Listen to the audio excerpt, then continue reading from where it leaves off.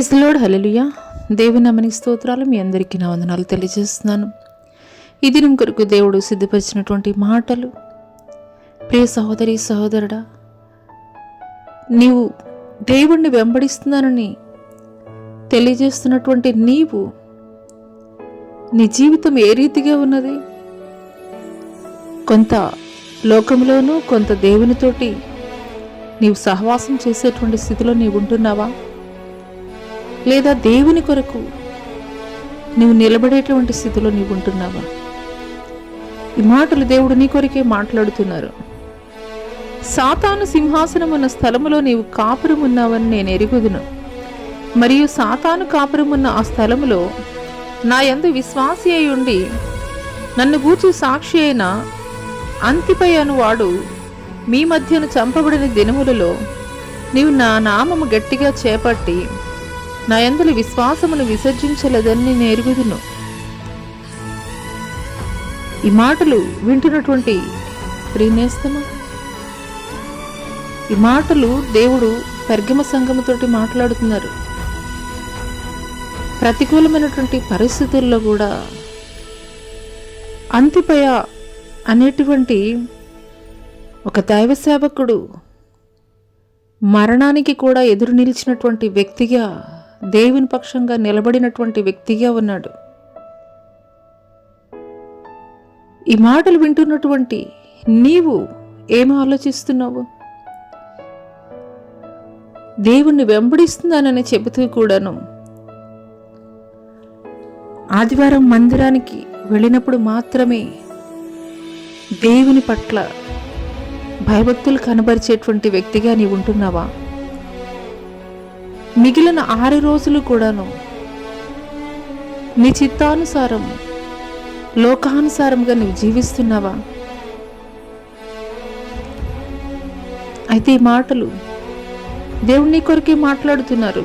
ఆనాడు ప్రతికూలమైనటువంటి పరిస్థితుల్లో కూడాను తన భక్తిని, తన విశ్వాసాన్ని కాపాడుకున్నటువంటి అంతిపయ అనేటువంటి ఒక దైవ సేవకుడిని దేవుడు మనకి మాదిరికరంగా చూపిస్తున్నారు. అందునిమిత్తమే ఆయన చెబుతున్నారు, ప్రతికూలమైనటువంటి పరిస్థితుల్లో కూడాను నా నామాన్ని నువ్వు ఎరగనలేదు, నీ విశ్వాసాన్ని నీవు కాపాడుకొని ఉన్నావు, అందుకోసమే నువ్వు జయించావు. కాబట్టి నేను నీకు మరుగై ఉన్నటువంటి మన్నాను నేను నీకు భుజింపనిత్తును, తెల్లరాతి నిత్తును, ఆ రాతి మీద చెక్కబడిన ఒక కొత్త పేరుండును, పొందినవానికే గాని అది ఎవ్వనికి తెలియదు. తెల్లరాతి నిత్తును అంటే ఆ కాలంలో నేరం చేసినటువంటి వారికి నల్లరాయి, నిర్దోషులుగా ఎంచబడినటువంటి వారికి తెల్లరాయి ఇచ్చేటువంటి వారు.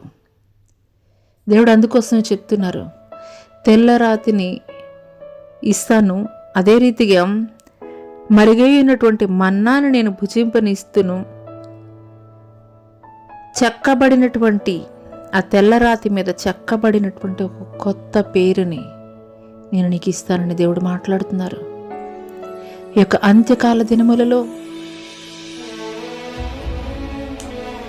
విశ్వాసులుగా పిలువబడేటువంటి వారి యొక్క విశ్వాసాన్ని కూల్చబడేటువంటి దినములు రాబోతున్నాయి.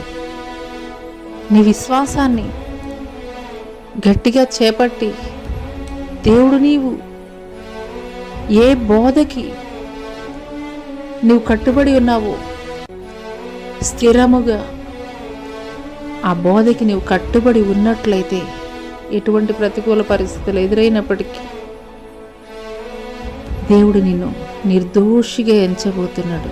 అంత మాత్రమే కాదు, మరుగై ఉన్నటువంటి మన్నాని, అదే రీతిగా ఒక క్రొత్త పేరుని దేవుడు నీకు దయచేయబోతున్నాడు. అటి కృప దేవుడు నీకు దయచేయను గాక. ఆమెన్.